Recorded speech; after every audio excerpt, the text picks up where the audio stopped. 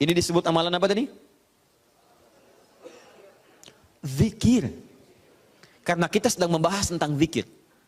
Baik, sekarang yang kedua, masih ingat? Tadi kalau seorang sedang berzikir, maka konsekuensinya dia akan apa terhadap Allah?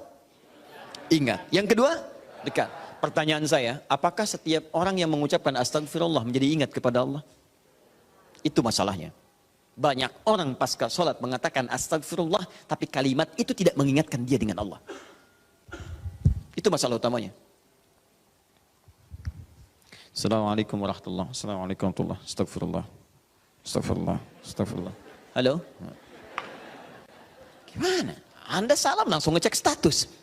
Lisan Anda astagfirullah, tapi tangan Anda megang handphone. Pikiran Anda melihat status. Sebagian orang bahkan merespon urusan dunia. Bagaimana istighfar bisa berkorelasi dengan itu semua? Itu masalah utamanya. Jadi semua kalimat ini ketika diucapkan bingkainya adalah zikir. Mampukah Anda mengucapkan istighfar ini yang langsung mengingatkan Anda dengan Allah Subhanahu wa taala? Ini poin besarnya. Nah, tahan. Saya berikan rahasia besar dulu di sini. Kenapa Anda mesti mengucapkan kalimat ini? Buka Al-Quran surah ke-71. Surah apa itu? Surah apa? Nuh. Bukan Al-Ma'arij. Al-Ma'arij 70. Ayat 10. Kalau mau dari ayat 9-nya sampai dengan 13. Kemudian saya kotaki ayat 10-nya. Nih, 10-nya saya kotaki di sini.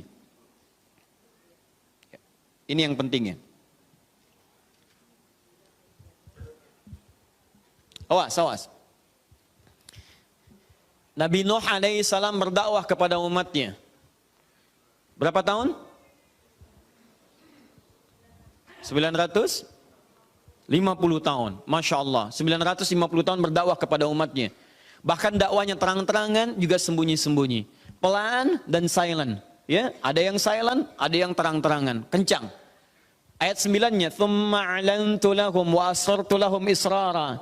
Aku berdakwah kepada mereka kadang terang-terangan. Dengan kencang, sampaikan dengan terang. Tapi kadang juga aku sampaikan dengan pelan, dengan silent. Ada orang-orang yang memang secara pelan aku sampaikan halus, sesuai dengan tipikalnya. Ada yang langsung aku sampaikan keterangannya dengan seterang-terangnya.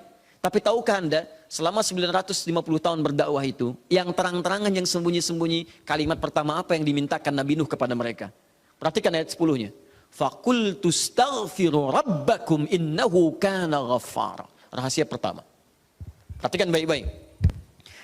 Kalimat pertama yang disampaikan Nabi Nuh alaihissalam kepada kaumnya. 950 tahun. Masya Allah. Lihat baik-baik. Baik terang-terangan, baik dengan sembunyi-sembunyi, pelan-pelan, ataupun jahar. Apa kalimat pertamanya? Faqultu astaghfiru rabbakum. Aku katakan pada mereka istighfar kepada Rabbmu. Istighfar, istighfar. Ini.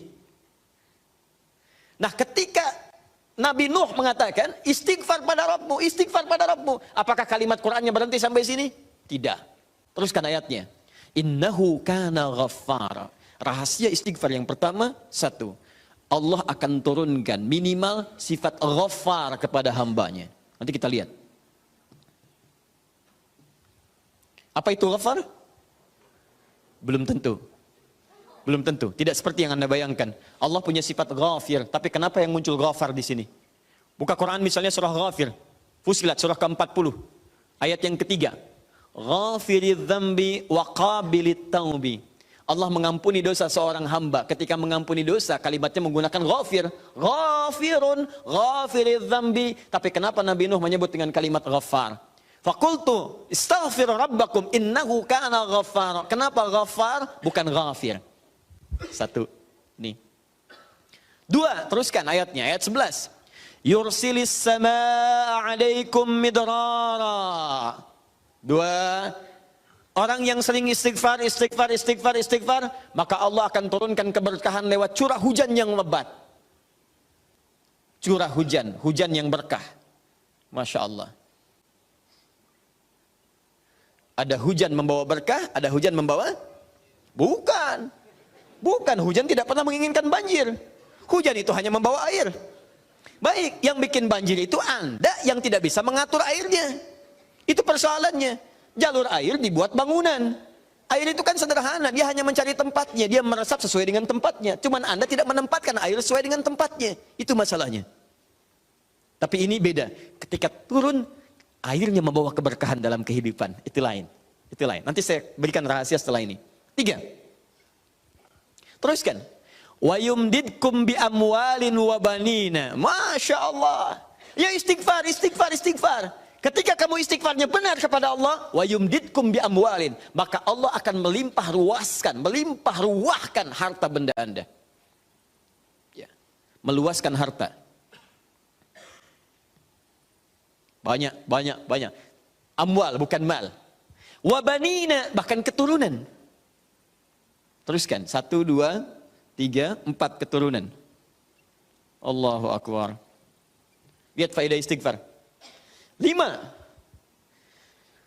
Wa yaj'al lakum jannatin. Dan Allah akan limpahkan kepadamu kebun-kebun yang indah. Awas jangan dilihat kebunnya. Karena kalau Anda lihat orang-orang Arab pada saat itu, mereka emas sudah banyak, Bu. Emas banyak, walaupun masih banyak di Indonesia. Ada Mas Asep, Mas Johar, Mas Sodia. Ya, tapi wujudnya beda, ya, wujudnya beda. Di sana emas banyak, perak banyak, bangunan megah. Tapi yang mereka belum dapatkan itu adalah kenikmatan pemandangan yang elok. Kebun-kebun, ya, isinya ada anggur, bawahnya kemudian ada sungai-sungai. Karena itu orang yang paling kaya di masa-masa dulu, di kalangan-kalangan Arab adalah orang yang memiliki kebun-kebun yang indah. Kalau cuma emas yang lain punya. Abu Jahal tuh nggak bangga dengan emasnya. Ya, Abu Lahab tidak bangga dengan emasnya. Apa yang mereka banggakan adalah kedudukan dalam kehidupan dan harta-harta yang seperti yang digambarkan. Tapi semua itu tidak mampu menjadikan mereka sebagai hamba di hadapan Allah Subhanahu wa taala. Poin yang paling besar, kalau disebutkan jannat dalam arti kebun-kebun dalam urusan dunia, itu maksudnya kenyamanan hidup. 5. Kenyamanan atau kemapanan hidup.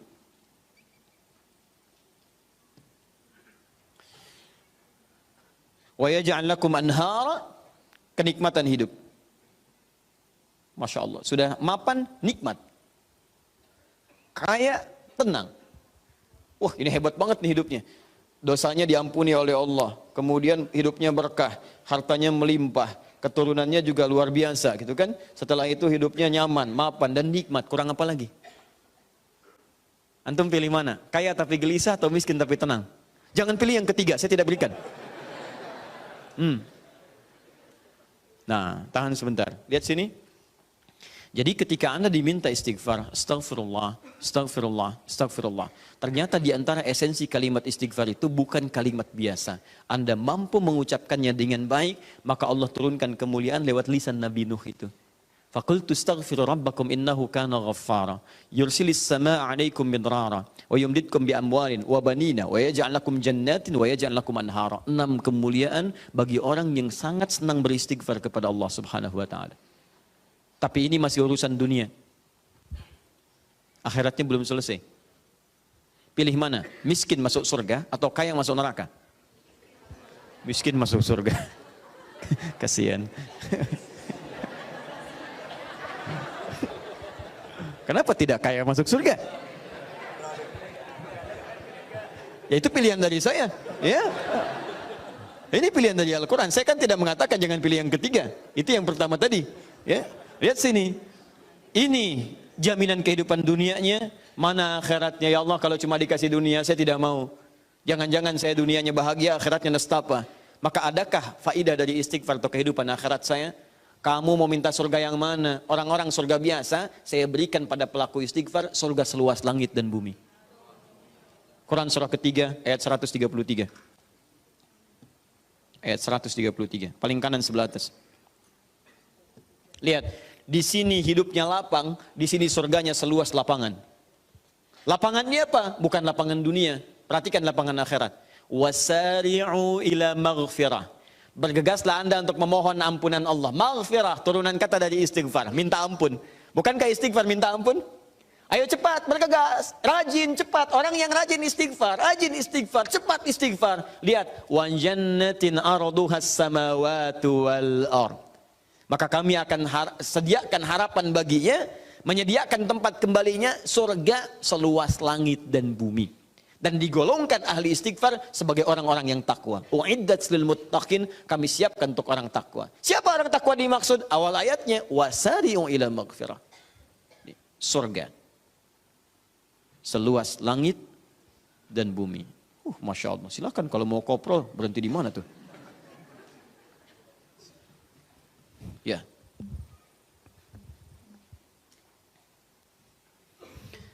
Nah, kalau ditawarkan begini, siapa yang tidak mengambil tawaran ini?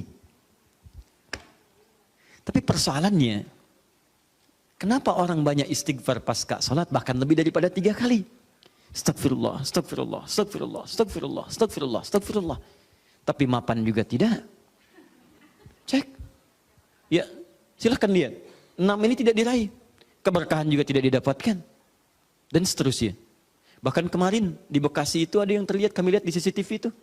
Khusyuk pasca sholat. Kayak orang menangis. Astagfirullah, astagfirullah, astagfirullah.